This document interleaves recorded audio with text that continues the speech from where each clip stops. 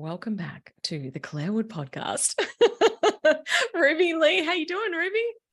That was the best creepy intro welcome ever. I loved it. Someone told me Thank you for once that having me here. I've got a podcasting voice that I put on. But I don't know. People that know me say I sound the same all the time. I have a friend of mine who's she was a newsreader and she literally has that voice. And I'm like, stop with the voice. What is that? And she doesn't even know that she's doing it. It's hilarious. I wish I had one of those voices. They pronounce every letter correctly. So perfect. So yeah, perfect. I wouldn't. I'd be like, yeah, there'd be so many outtakes. Oh dear. Anyway, we've already gone off on a segue.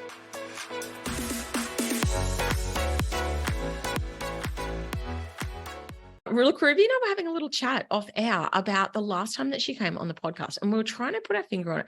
And I'm pretty sure it was right before Ruby and I actually started working together, which was a while ago. I got her on the podcast, had a bit of chat. I could be wrong, but that was my recollection. And then after that call, I reached out. After that recording, I reached out to you and said, "How can we work together?" Yes, and that was. We think it's around 2021, early 2021 or thereabouts. And so much has changed for the both of us since then. So much has changed for the both of us.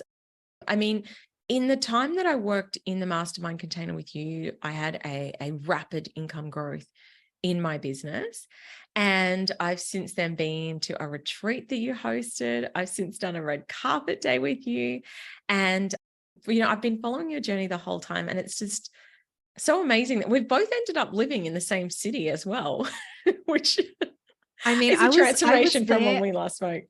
Right. But I was there with you the whole time you were manifesting coming here to the Gold Coast and manifesting your dream suburb and area here, and to actually witness you and seeing you now in this space is just evidence that it can happen for you so quickly, because that happened in such a collapsed time frame. And it just was really cool to hear the actual play by play of, I found this house, or Shannon and I went and drove around here and we found the street that we want to live on. I mean, it's just incredible. So yeah, kudos to you as well in showing us what has really actualized because you believed that it could. Yes. And actually, on that note, a lot of this work was happening in our time together. I remember that I had a big aha breakthrough in my journal one day, and I realized that I hated my physical environment around me. We had, I had no bedside table. I had this really old bed, our coffee table we'd found on the side of the road. And I just had this, and I lost my voice for a long period of time. And you kept saying to me, there's an area you're not speaking your truth. And I'm like, what do you mean? I'm a really truthful person. I don't know what, and it was frustrating. And then one day in the journal, it all just spewed out. And that became the start of how, I know you're listening on a podcast right now, but my office, I'm in this beautiful office space that was designed by an interior designer. And it kind of feels surreal to think back to, when I was living in this house with all this old mismatched furniture, and now we've got all this beautiful furniture. And even at the time that came up, I was like, how the hell am I ever going to afford this? And it's just evidence of, to your point, when you were like, I want something, I desire it, and I'm going to create it, how things can shift. Absolutely. And I know we'll go so much deeper into it, but it does come so much with your language. And not just the words that you speak, because that is one part of it, but it's how you feel into that space. And that's the part that often is the energetics that is really hard to grasp. And it is a muscle, because the more you do it, the easier it does become and the quicker you can manifest. It's just so evident in your life and in my life. And for those of you listening, I'm sure that you can think of examples of when you first started to intentionally manifest something material and how perhaps long it took for that to come through. And then now you can put your mind to it and it feels a lot faster. And that is because you've started to really get the hang of what it is your system needs to get behind the dream. I love this. Oh my gosh, I'm already so excited for this episode. Well, maybe before we start diving into the hows and the whats of it, if you could give the listeners a quick update, maybe on your journey from even the first time you were on the podcast, if someone didn't catch this episode, to what's going on in your life right now. Wow. Okay. I've just come back from my second trip around the world, and I had done this with my family. So I run the business with my husband, and I have a 7-year-old son and a 16-year-old stepson. He didn't come with us this time around. He wanted to hang with his mates. It was the summer here in Australia, which is fair enough. But we've been around the world twice. And literally now I'm sitting in my home office and totally taking inspiration from your space, Claire. Like we're 3 weeks into moving in here. And one of those weekends was spent in Melbourne, seeing my family since returning back from overseas. So there's been a lot of beautiful grounded energy since coming back here. And there's just so much abundance, like when I think about the life that we've created, having this overseas trip, second time around, it's not something that a lot of people get to experience in their lifetime. We've done it twice, and we've done it in a really luxurious way. And we've done it with no holds barred. It's just been overflow, and being able to do that whilst running the business and creating a second business, which I've told Claire about, but we haven't lifted the hood yet and announced it on socials anywhere. But a second business is coming through. There's more international travel. I'm about to go to London in 2 weeks to host VIP days there and meet some clients. My other client just said yes to coming to Bali with me later on this year. So there's a lot more in-person, exciting, events coming up, as well as continuing to grow out the online space. But I'm doing that very differently from here on out. And a lot of it comes down to who I want to be in the next season of my journey, and how I want to earn in the next season of my journey, because that's shifted and changed a lot. And specifically, it's changed a lot in the last month or so. So it's pretty fresh still. And how I want to use the energy of money, because money is energy, how I want to use the energy to really impact the world in my way. So there's a lot in there, but that's the general forecast and update of what's going on in my world. So when I was first really magnetized to you and your work, you were leading this digital nomad life with your son in tow. And I just thought it was the coolest thing in the world. And you've obviously been on a bit of an evolution with that journey. I know you've spoken about it on your podcast. Do you mind sort of sharing about what that's looked like and how that's felt going through a shift? Like it's almost like a bit of a mini identity shift, really, isn't it? Well, my whole dream and the premise of starting this business was to leave the corporate world, not because I hated it by any means. There was just a lack of freedom. I just wanted to travel. So for those of you that love a bit of astrology, I'm a sun sign Sagittarius, and one of the main qualities of a Sag is world travel and wanderlusting, and we just love it.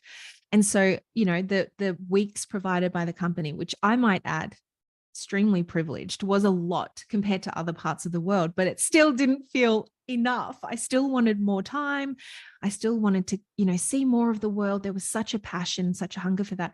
So once I left corporate, the first thing that we wanted to actualize in our life, it wasn't a house, it wasn't a car, it wasn't expensive handbags. It was world travel, so that we could go, me and my son and my stepson. It was really cool. We put it in our budget plan. You'll love this, Claire. We had a budget plan for it. We just forecasted how much it would be, what we needed to save so that we could live an overflowing life as digital nomads. And this included flying my stepson on school holidays, to LA, and flying him to London, and flying him to Dubai. I mean, he did, what's it called? Assisted flying as a 12-year-old. He's just absolute gun. He just loved it. And we costed it out, and it was like 200 grand to just like live it out and just have hotel stays, family of 4, all of that, flights everywhere. And that was amazing. Like we just really loved it. My youngest was at that age where we could just tow him around. It was so easy. There was no like, oh, I don't want to, like he hadn't hit that age yet. And my eldest son was so in awe of being able to travel that it was a really opportune time. And since then, we actually would have kept going without a doubt. Mike and I talk about that a lot. We were in Vietnam and we had already decided to come back to Australia and see the family. And then COVID happened. And, pandemonium. Our next stop was actually to go to Africa. We wanted to go, which we talked about, Claire's African travels, which sounds so amazing. But that didn't happen and unfold.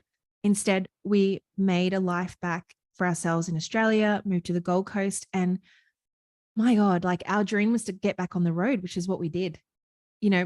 Having just come back in April this year, it just wasn't the same. And it wasn't the same for so many reasons. And in many ways, we did want to relive how amazing that first trip was. But so much had changed. The kids were a couple of years older. Henry didn't want to come, for example. He was going through his 16-year-old wanting to ride the bike around town and with his mates' age.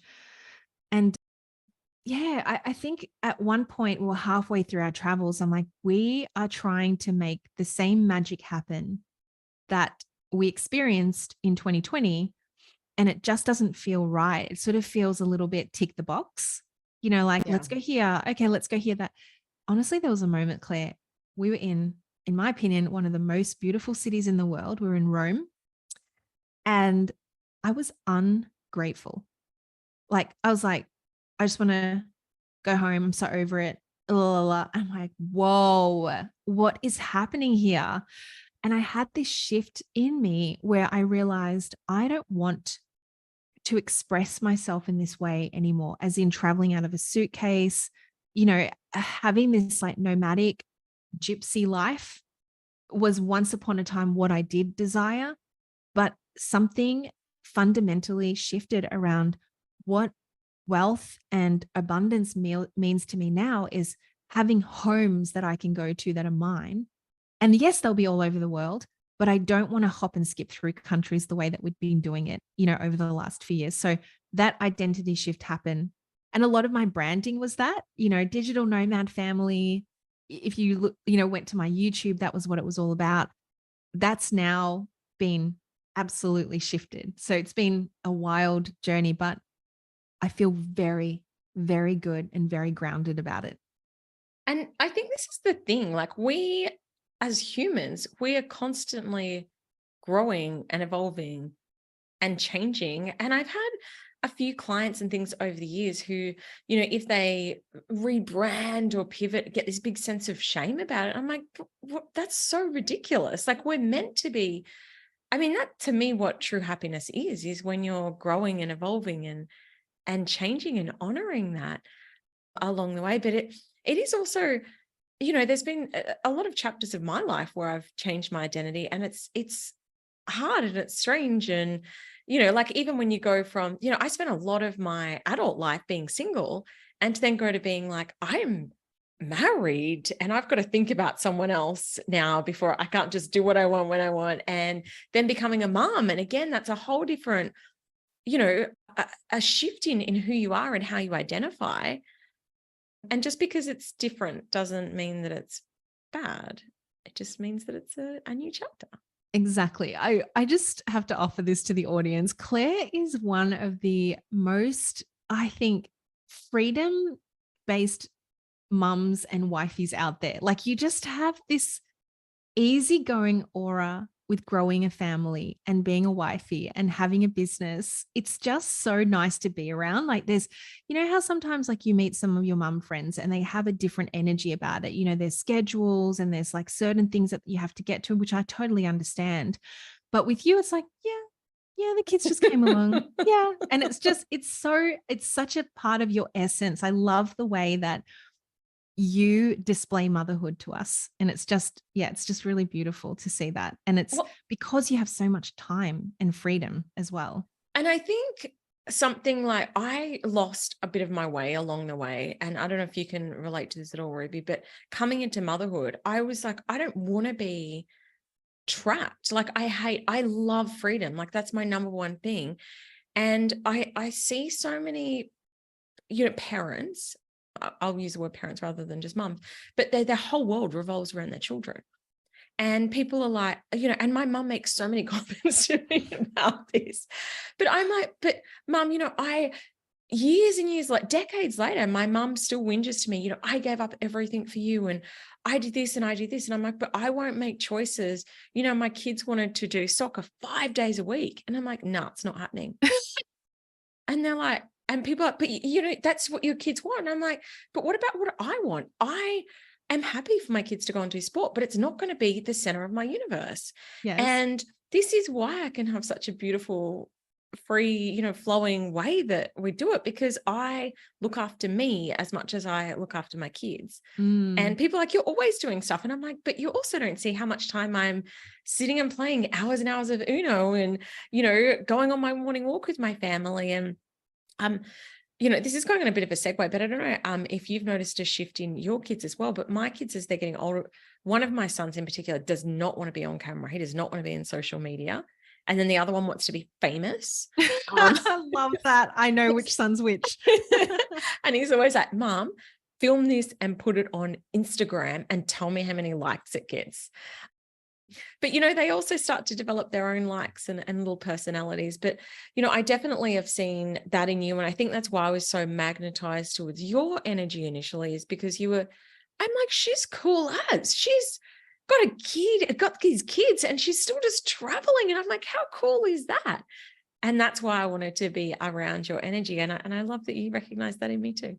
So thank you. The lifestyle component of abundance is a reflection of how you want money to show up more in your world. And it is a reflection of your inner game. I truly believe that. So I'll say that in another way.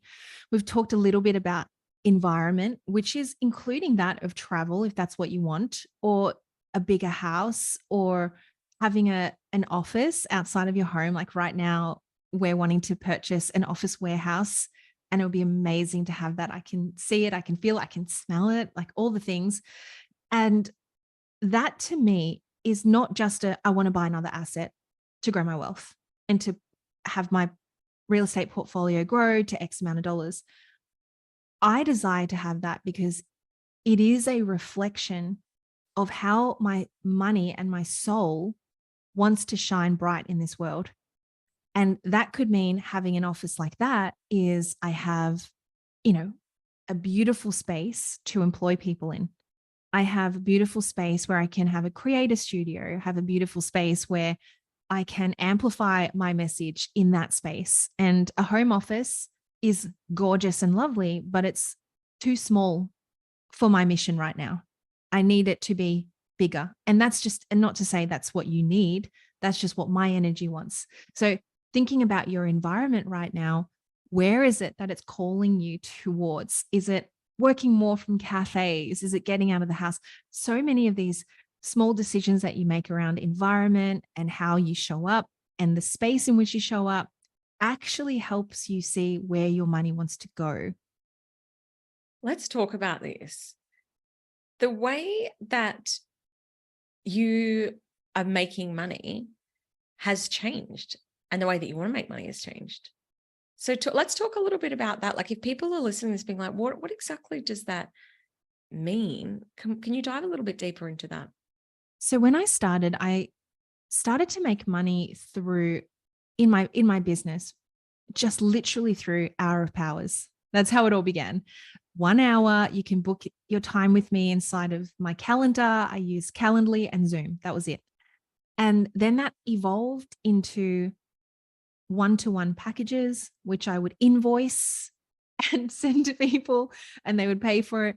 And then that evolved into getting an all-in-one system, and I could have more things automated, which meant group programs, more one-to-one packages, retreats, masterminds, etc. So a very classic online coach model of how you diversify your income streams. And it's, almost every coach has something to that aspect. And then the passive income. So you have your courses built out, it's available on your website, wherever it is, and people can buy that at any time. That's the dream, right? Like, I don't need to show up for it and I'm getting paid. But I realized in this journey, I've been in my business full time now for 5 years. I have operated from pretty much the same model because it works and it's fantastic. I love it. It makes a lot of sense to me. I have a full blown clear customer journey. If you're starting out in business, right through to 7 figures and beyond, and different, I launch a lot of things. I have a lot of ideas. I'm the type that is always selling. I'm always downloading new ways to work with clients and putting that out there in the world. There is almost something that's coming through where a season of that is coming to an end. And that season is closing off, not in the sense of I'm not offering it anymore, but I'm not offering it as much in a live capacity. So 5 years in one job, just think about it, in any job is, in this day and age, that's like long service. It's like you're not changing things up. And I know for me, even when I was in corporate, like I would get a job, I'd get the promotion and I'd be like, all right, what's next? Like, what am I, looking for next? And I'll be here for a year and a half and then I'll progress. And I remember the manager at the time that said, oh, how do you see yourself evolving in 3 years? I'm like, I'm not going to be here in 3 years. Just like I made the wrong hire. God, that was so funny. But 5 years in this role, I now know something has to shift. And if I'm to be really honest, and I don't mean to say this out of ungratefulness whatsoever, but if you get it, you get it. I'm bored. And I'm bored at the highest level. It's wonderful to be, it's actually quite abundant to be able to say that. The business is doing really well. Things are happening. My team's helping me out and the automations are doing its thing. It's like I've gotten to a point now where I've created this beautiful business that doesn't need me as much. It's like one of your kids growing up. And so it's requiring me, we've touched on this earlier, to shift my identity from within of how I'm choosing to earn. And this is coming out in the form of a second business and in the form of this current business, elevating the message so that I can have more live energy where it wants to go, which is about the ascension to 7 figures and 8 figures and beyond, and hosting that conversation for women who get it, want it, desire it, require it. And for those that are building up and they're, coming up the ranks and they're doing their first 6 and multiple 6, they're still going to be amazing resources, but I just won't be as live inside of it as I have been. Yeah. So if people are listening and wondering what that looks like for their business, how do they know if it's time for an evolution or a next chapter, or whether to just, because, and I'm sure you grapple with this too, because you're a manifesting generator. I am too. We love to create things, but I also know that, sometimes there's, how do you know if you're not just creating something new for the sake of it, or if it's like, well, sometimes you just got to keep doing the things that you're doing. How do you make a decision when that's something you're struggling with? I really like to use our strategy, which is to respond. So whilst a lot of ideas pour in, what I've always stuck by over the years is to put it out there and test it. And it could literally be, so a really recent example is a client of mine. We were talking about going to Bali and she messaged me and said, I'm ready, let's go. And I said, great, let's go. And we booked it all in. And then I floated it out. I think we might have even done it on my lunch tea. And I said, oh, let's go to Bali. And then I put it on Instagram. I'm like, who wants to come to Bali? And then I listen. And it comes in the form of, by the way, most of my sales into the millions, has been through Instagram DMs. So that's why I have a very active, connected network on there that I trust, that testing platform. So I think I also need to make that part clear.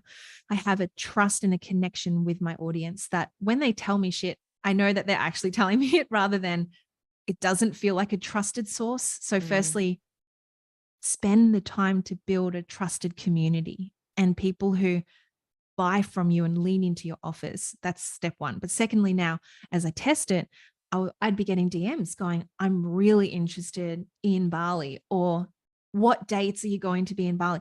So then I'm able to respond to that and the conversation begins. So I do a lot of the selling actually even before I put a sales page together. And if it sells out, then I don't even need the sales page. Like it's just done through conversation, old school style, but through a modern platform. That's been the main jam. And you know what? Like, yeah, sometimes it is a miss. I put stuff out there that I thought people wanted and they've literally asked for it. And then it's like ghosty, ghosty, ghosty city. Yeah. Hello. Just like anybody launching else? to an echo chamber. That, let's be real here, that absolutely still happens. And that's all part of it. It's like, oh, well, okay, that didn't go down so well. It's all good. You know, don't attach too much to that. Don't make it mean too much. Just move along. It's fine. You're an entrepreneur for a long time. There's going to be like even professional elite athletes, they miss the goal. You know, they don't always get it right. And that's part of it. You're in the game. That's part of the joy of it. And I love that energy, because I think that a lot of times people look up to other people online and think that every single thing they do absolutely turns to gold. And it's like, but you're missing the point. It's not that everything turns to gold. It's just that it's how people are perceiving what's going on around them. Okay, that didn't land. I wonder why that didn't resonate, or where I'm meant to go instead, rather than just like, that's it. I know in my early days, my first failed launch, I only had 5 people join this course. I threw my toys out of the cot in the most immature way. Like I was sulking, I was crying. And now I'm like, gosh, like sometimes that just happens. What's the big deal? But at the time, it felt like my world was crumbling in. And I think that there's a lot to be said around managing your power and perception around what's going on. Exactly.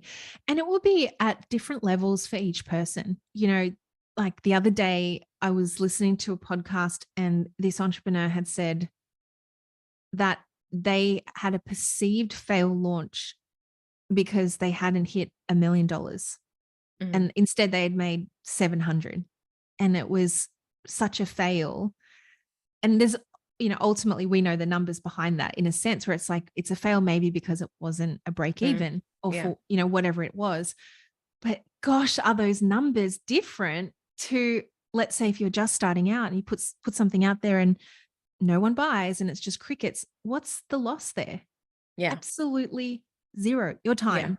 Yeah. It's not like you have a huge team to pay and you're losing out because of that. Or maybe if you're in product, it might be a little bit different. If you're investing into a product, then test better, you know, like start smaller so that you can gain your confidence. And then from there, you start to build off that. Like I've been obsessed, my product gals out there listening, and I've been obsessed with watching a couple of these small business owners online who are killing it. What is the definition of small biz? Like how much is it under I think 1.5 in sales? I think there's, I read once on a government, it was like 1 to 5 employees or something. There's some stats are up to so many 500K or I don't know. Yeah. It's kind of a bit of a vague thing. But then, you know, I also know a lot of online entrepreneurs who have like 2 permanent part-timers who are making a couple of mil a year. Yeah. And they're still small business. They could still call it small biz. Yeah. Yeah. Yeah. So I guess if you're not like a huge commerce store, like Cotton On, you know, making whatever, then you're still deemed a small business. But these gals who literally have decided not to go to college or uni, they started their brand from their garage and then they built it. And one of them is making scrunchies and another person's doing straws, like whatever it is. And they are killing it, like making $100,000 months. And I love watching their YouTube channel because they're just talking about like, I don't know where all these people are coming from. Anyway, we've gone on a segue, but I do feel like there are different levels of success.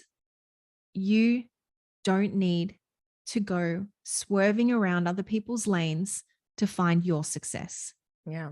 The only thing that you really need to tap into is what is going to make me feel like I have just done my own slam dunk. It's like that was awesome. And it might not always be tangible. That's the thing. It's, for the most part, the energetics come first, and then the actual tangible bottom line follows. So celebrate the unseen things, like, Claire was saying that first launch where it, air quotes, failed, and she was like, throwing toys out. The next time that happened, let's say you didn't do that, that's a slam dunk. Yeah. Yeah. And then the good things followed from there, because you weren't leading with this emotion that was throwing your vibration all over the shop. Mm-hmm. You were leading from a place of groundedness and clarifying your message, knowing what to sell, and being cool with it, just holding your ground. There's something so magnetic about that. And also something that I'm learning a lot is how things can come to you in different ways than what you'd planned. So Yes. sometimes, I'm all about the spreadsheet and the budget and all of those things. And people always ask me this, but I'm like, just because it doesn't play out the way that you had it in your budget doesn't mean that you can't keep the faith around how it's going to come. I've often, the plan might be that it's going to come in this format, and then something else happens, and the money shows up in a completely different way. And that's okay. I put the intention out for, this amount of money or whatever it might look like. And it's like, you can't dictate to the universe how money flows to you sometimes either. My first 100,000 that I'd made, I thought it was going to come through the coaching business. Like, surely I'll just sell $10,000 packages, done. And I'll just spend, this was my mindset at the time, I'm going to spend 1 year attaining 10 clients who are willing to pay me 10,000. Like, I could see that, the big picture.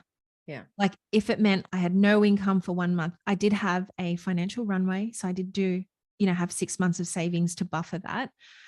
But that was my only goal. And what happened was I made my first 100,000 in the first 100 days of my business. And it came through the form of 40% consulting fees. So because my main platform where I would share my daily work was on LinkedIn, I had a lot of corporates looking at me, and they'd be like, hey, we've got this leadership retreat. Can you come in and chat to us about how to start a personal brand on LinkedIn?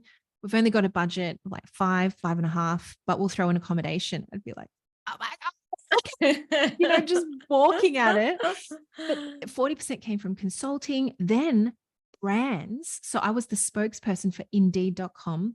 The Austin office in Texas contacted me and said, we want you to be the face of all this stuff that's going on in Australia, and we'll pay you, I can't probably say, but anyway, like, let's say multiple 5 figures to be the brand, face of the brand. And I was like, multiple 5 figures? What? And that was insane. So that was another big chunk. Then speaker fees started to come in, which, by the way, I started asking for speaker fees starting at $50. Like, no idea. But I was like, oh yeah, I'll do it for $50. I think they were just like, is that missing a couple of, like, a zero at least? Is that missing a zero?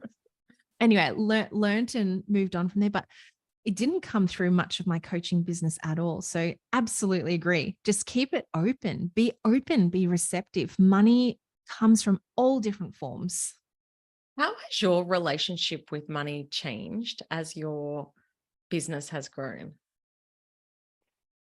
I speak to it really differently. So rather than at the beginning of my journey, I needed it to make sure that survival stuff, right? Like, I could be in it for a long time and I had enough money for the family, etc. Because the other piece for me personally was my husband also quit his job to join the business. And not even that, he quit first, and then he and I started it together. So it was, people always ask, oh my God, how did you retire your husband? No, he started it first and then towed me along into it and said, I need a spokesperson for this business plan.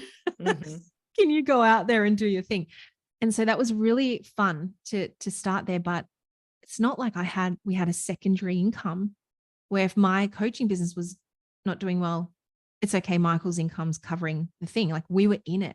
Mm. So all in, chips all in. Like, and we even sold our primary residence to fund the business and to have that runway. I'm not advising that by any means, but it's what we knew we had to do in order to feel secure to say, we're entrepreneurs, we're in it. And it would give us a couple of years extra to play around and to have that freedom to see whatever it was that the business wanted to do. Nowadays, how I think about money is it's in partnership. It's in me, it's around me. I embody it. It embodies me. It is a part of me. So whoever I am and whatever I do, it is also what money is, how it wants to represent itself through me.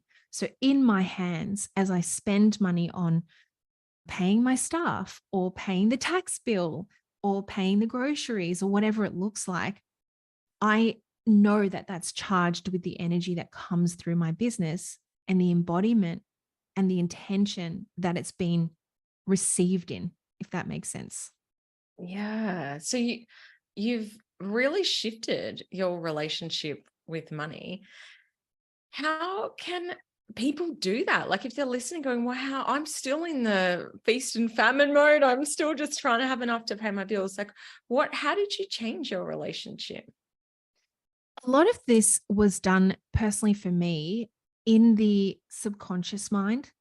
So I am a huge believer in modalities that help you get into deeper belief systems that most times you don't even know you're hanging on to. Like Yeah. there's the classic, what did your mum and dad do with money? And you picked that up. But there will be certain moments that come up in the subconscious work where you were like, that's still hanging out in there. Like I did this hypnosis. So hypnosis, kinesiology, rim healing, these are all different modalities that you can go and research and have a look at. But I did this one hypnosis and it's really cool because, in hypnotherapy, they count you down and then they say, when we're down and we get down to this number, you will be transported back to the space, the place, the room that this thing happened. And you will know the core essence of why you're still hanging on to your money blocks, for example. And there was one instance where I landed back in a corporate meeting room. This is crazy. And I could even see the plaque on the room, like the room name. And it was like room 10A, for example. And the level, I remembered like how to get there. Even when in my conscious life, I couldn't tell you the name of that room. Do you know? I'm like, I don't know. I was just in that building, in that room, but I knew exactly where I was at. I could even see that I had lipstick on my coffee mug and, like it was crazy how detailed it was. And it was a discussion about salary. And it was, there was 3 managers. I was one of them. We're all in the same, line, if you like, management line.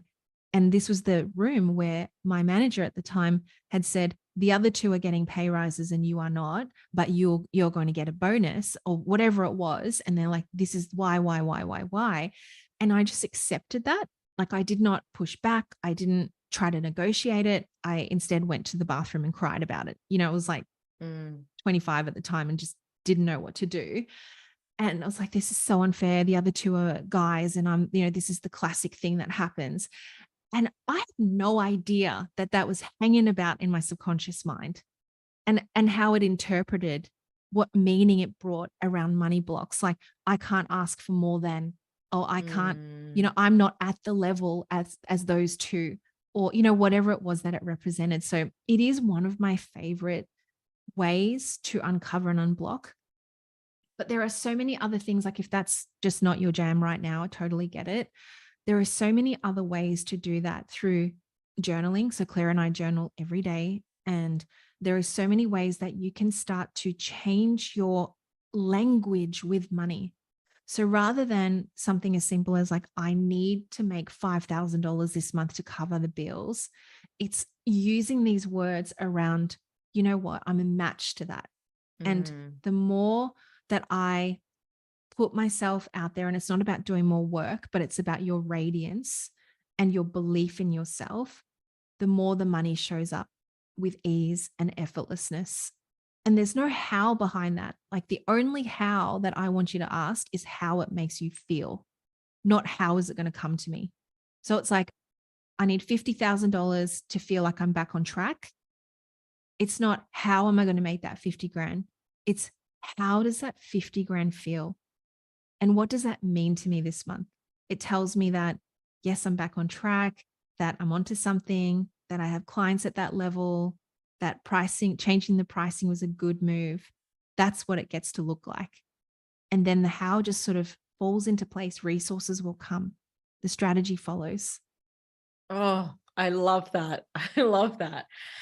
So you've been on this whole journey yourself. What does the future, like when you look forward and you're like, you're seeing your relationship being upgraded already, when you look forward 5, 10 years, what does that look like for you?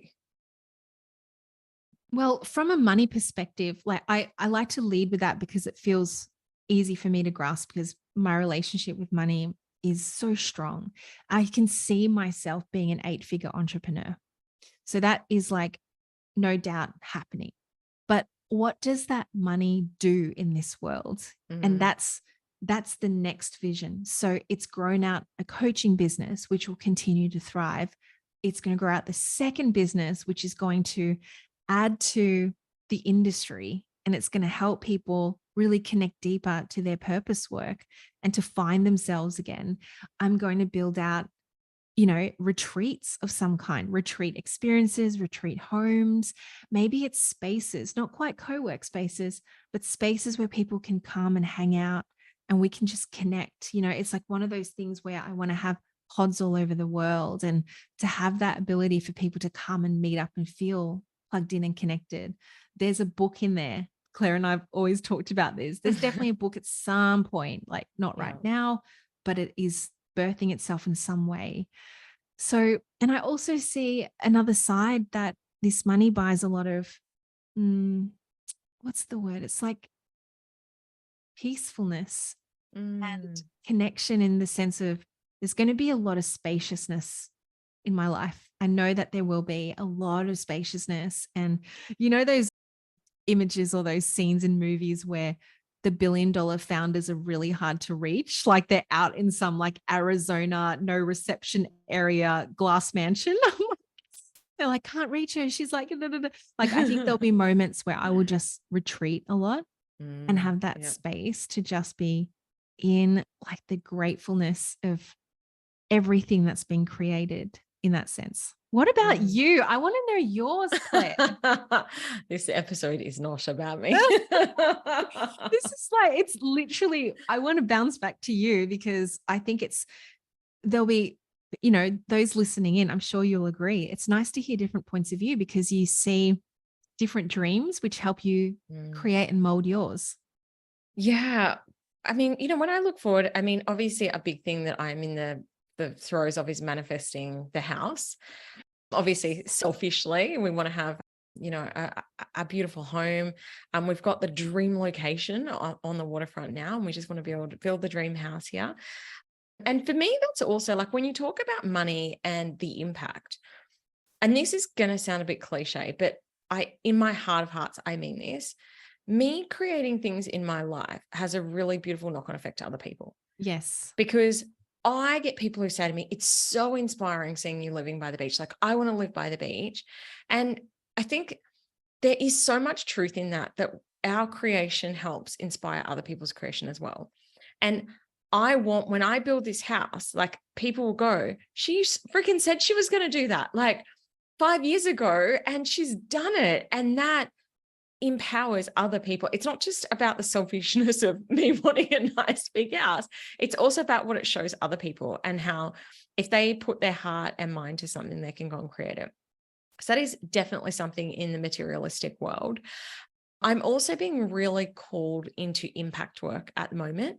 And what I mean by that is making a difference. I used to always think, like, for example, making a difference in the environment. I'd be like, there's no point me not using Glad wrap because, everyone else is using Glad wrap anyway, and who gives a crap what I'm doing. And when I've had this big shift in like the last probably 12 months since my car accident, where I'm like, but the little things are the big things. Yeah. And me going, okay, so now like I bought plastic containers for my kids' lunches instead of using Glad wrap.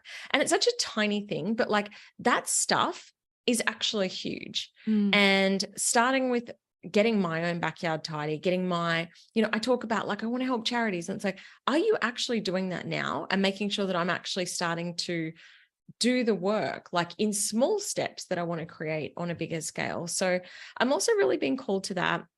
I also have another book that is already swimming around my brain, which I'm really excited about, which is ridiculous because I've just come off the back of a book being like, it cost me an arm and a leg to write a book. But when it's on your heart, you just know it. Like you want to get it out there. And speaking, another big thing that I want to be doing is traveling the world and speaking. And this last year, I'm really stepping into that role of being in front of groups, which is hilarious because I had a moment this morning. I did a live training, and I remember that I used to get so freaking nervous before doing a training. I'd be like shaking like a leaf. I'd be like, oh my gosh, I'd be meditating. I'd be like taking my herbal drops. And I'm like, I don't even get nervous. And I'm like, again, I hope the impact of this is showing other people, like if I was the most nervous speaker in the world and now it's part of my vision to be a speaker, you can do anything. Yes. You really can. Yes.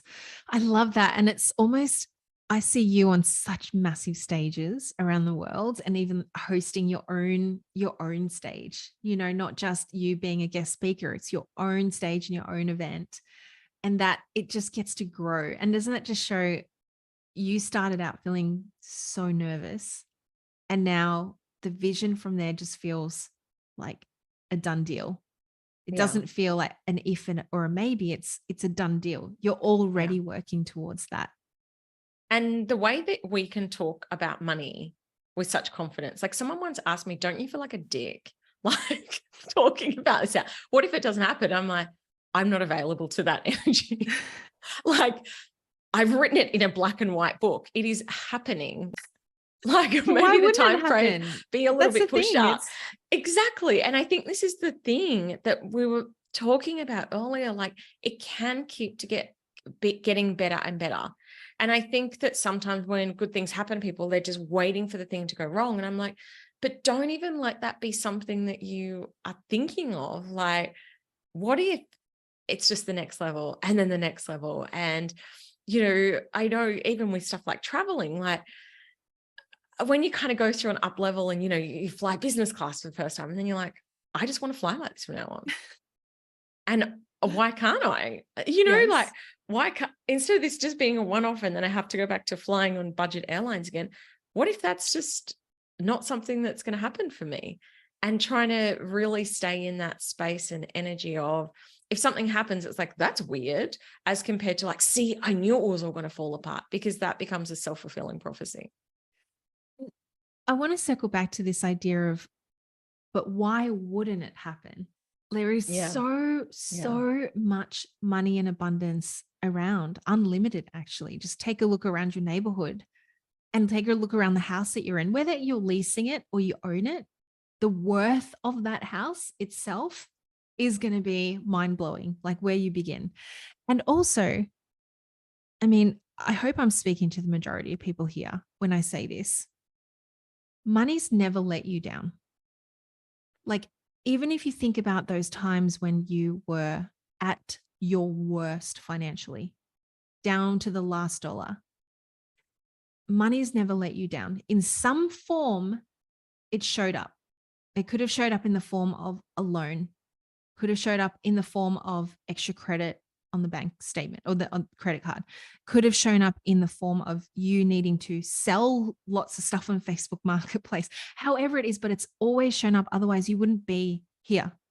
Like, you wouldn't be surviving. You wouldn't be here. And the same goes with at each level that you move up.